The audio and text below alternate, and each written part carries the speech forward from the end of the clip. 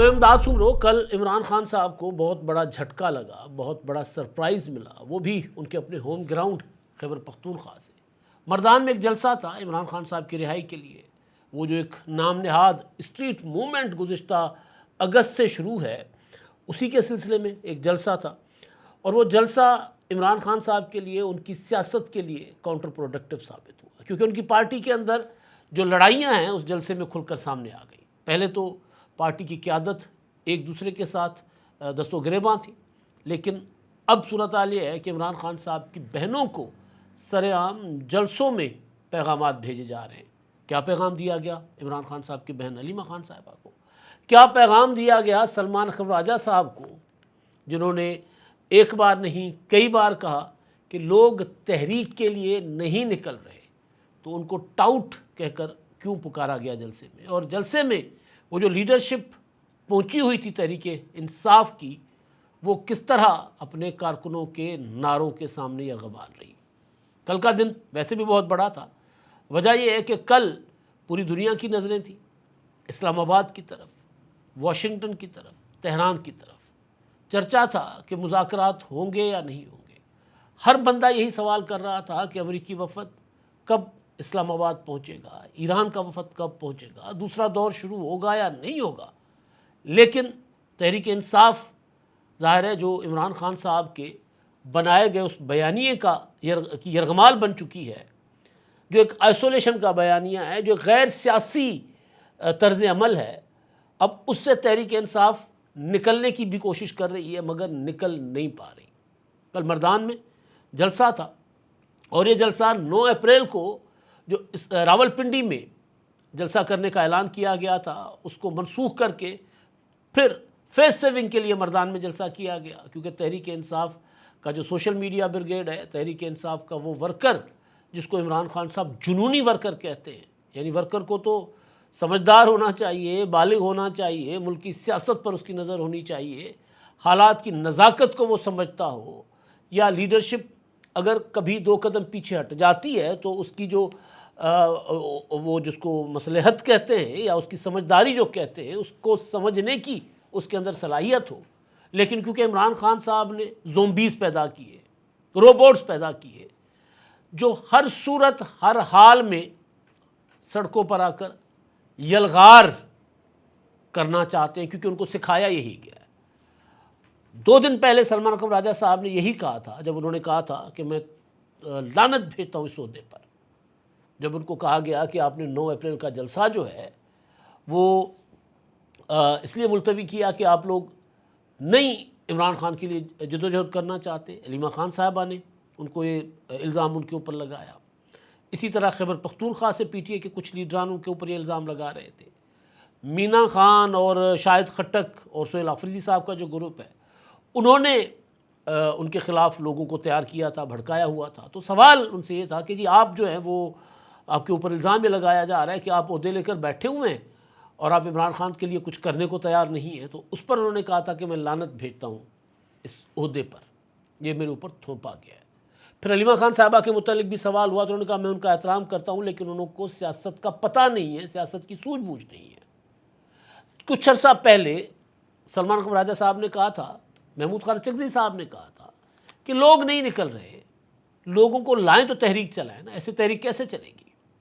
محمود خان چغزی صاحب نے street movement کے آغاز پر جو پہلا دورہ کیا تھا لاہور کا، زمان پارک کے باہر کھڑے ہو کر انہوں نے کہا تھا کہ آپ تو بڑی تحریک، بڑے انقلاب کی باتیں کر رہے ہیں۔ پی ٹی آئی کے رہنما کھڑے ہوئے تھے، اس وقت جو پنجاب کے اپوزیشن لیڈر ہیں معین قریشی صاحب، وہ کھڑے ہوئے تھے ساتھ۔ انہوں نے کہا آپ یہ 20 لوگ اکٹھے نہیں کر سکتے، تو آپ کس تحریک کی بات کر رہے ہیں؟ تو مردان میں جو کچھ ہوا میں وہ تو بعد میں آپ کے سامنے رکھتا ہوں، لیکن تھوڑا سا میں آپ کو پیچھے لے کر جاؤں گا۔ میں نے آپ کو ایک خبر دی تھی کہ تحریک تحفظ آئین پاکستان کی لیڈرشپ نے جو عمران خان جس طرز کی تحریک چلانا چاہتے ہیں، یا ڈی چوک کے جو نعرے لگتے ہیں عمران خان صاحب کے تیار کردہ جنونی ورکرز کی طرف سے، وہ اس کو کس طرح انہوں نے کاؤنٹر کیا تھا۔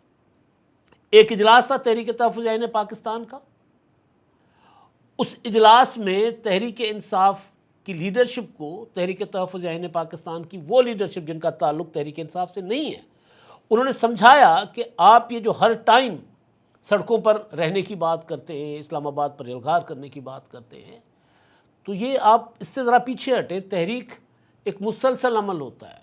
تحریک کو یہ نہیں ہوتا کہ آپ ایک جھٹکا دے دیں اور اس میں آپ کامیاب ہو جائیں۔ آپ کہیں کہ جب ہم نے اسلام آباد کو بند کر دینا ہے، ہم نے KPK کو کاٹ دینا ہے اپنا پنجاب سے اور اسلام آباد سے یا ملک کے دیگر حصوں سے، یہ کوئی تحریک نہیں ہوتی۔ تو اس پر اس لیڈرشپ نے کہا تھا کہ جی ہم کیا کریں، عمران خان صاحب جو ہیں وہ تو کہتے ہیں کہ آپ ہر وقت سڑکوں پر رہیں، آپ اسلام آباد کی طرف آ کر بیٹھ جائیں۔ تو محمود خان اچکزئی صاحب نے اور راجہ ناصر عباس اور مصطفیٰ نواز کھوکھر صاحب اور دیگر جو لیڈر تحریک تحفظ عین پاکستان کے، انہوں نے ان سے کہا تھا کہ دیکھیں عمران خان صاحب کو آپ یہ جا کر سمجھائیں کہ لوگ باہر نہیں نکل رہے۔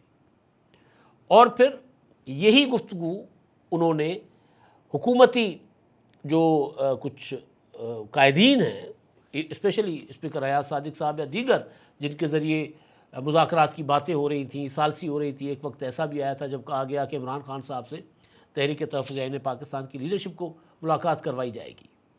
تو اس وقت بھی انہوں نے یہی کہا تھا، اپنا اپوزیشن کی جو لیڈرشپ تھی تحریک تحفظ عین پاکستان کی، کہ ہمیں عمران خان صاحب سے ملاقات کروائیں، یعنی محمود خان اچکزئی صاحب، راجہ ناصر عباس یا دیگر جو قائدین ہیں، ہماری ملاقات کروائیں، ہم جا کر عمران خان صاحب کو بتائیں گے کہ آپ کو اندر آ کر غلط رپورٹ کی جاتی ہے، غلط بتایا جاتا ہے کہ کوئی لوگ سڑکوں پر آنے کو تیار ہیں۔ لوگ سڑکوں پر نہیں آ رہے، آپ 2022 سے لگے ہوئے، لوگ سڑکوں پر نہیں آ رہے، لہٰذا ہمیں مذاکرات پلس میں تحریک، ان دونوں کو ساتھ ساتھ لے کر چل رہا ہے۔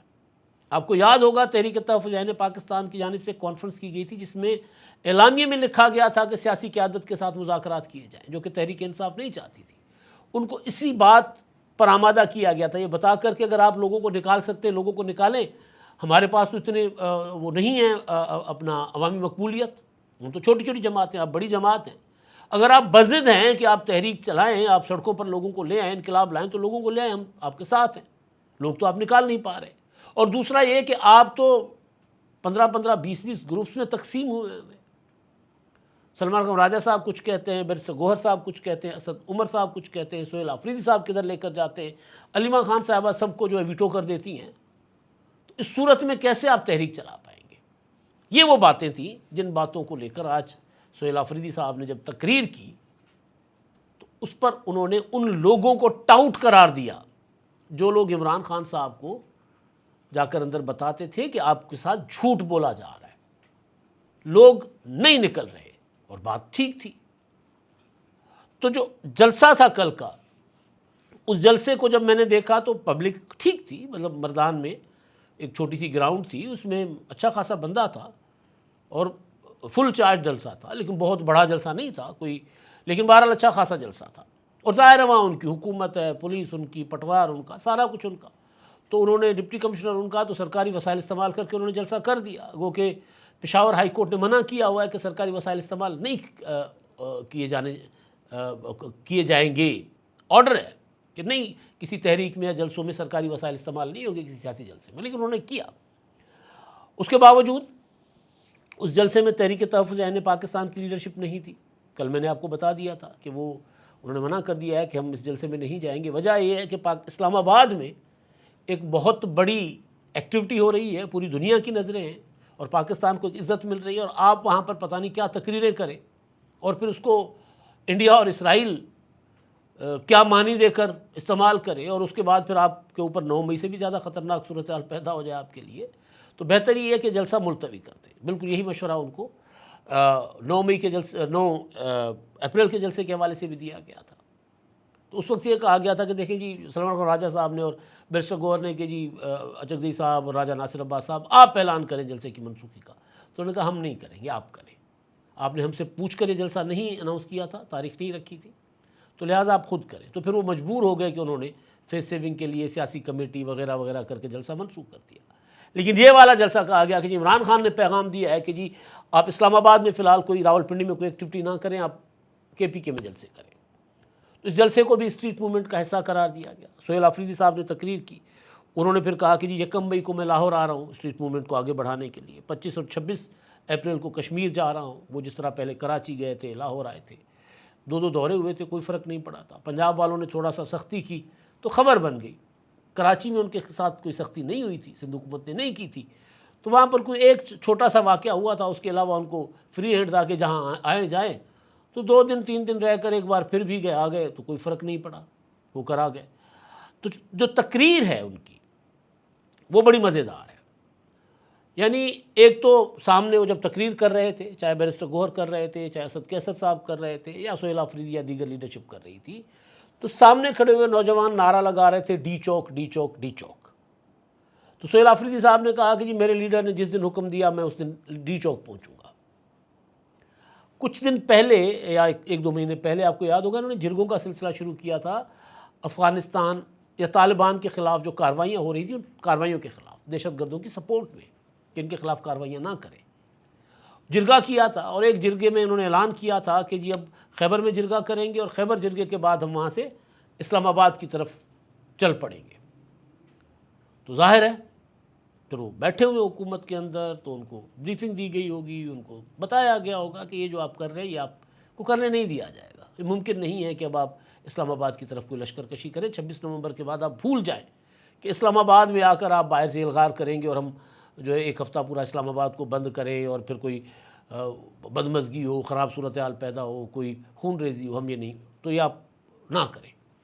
پھر انہوں نے اعلان کیا کہ جی اب میں پورے صوبے کے جرگے کروں گا اور اس کے بعد ہم فیصلہ کریں گے کہ ہم نے اسلام آباد جانا ہے کہ نہیں جانا. بیچ دیا، فیس سیونگ لے کر نکل گئے. یہ عمران خان صاحب کیا کرتے تھے. آج جو کل کے جلسے میں جو انہوں نے کیا، انہوں نے کیونکہ ڈی چوک کے نعرے لگ رہے تھے تو انہوں نے کہا کہ جی میں نے اپنے لیڈر عمران خان صاحب کو پیغام بھیجا تھا کہ جی وہ مجھے اجازت دیں یا مجھے حکم کریں، جیسے آپ حکم کریں گے ہم ڈی چوک پہنچ جائیں گے. تو لیکن عمران خان صاحب نے کہا کہ نہیں، فی الحال آپ مردان پشاور میں جلسہ کریں تو ہم یہاں جلسہ کر رہے ہیں. دوسری چیز انہوں نے جو کی وہ یہ کہ جی محمود خان اچکزئی صاحب کو اور راجہ ناصر عباس صاحب کو عمران خان صاحب نے اختیار دیا ہے، فیصلے وہ کریں گے تحریک کے، یعنی یہاں سے بھی اپنے آپ کو نکال دیا.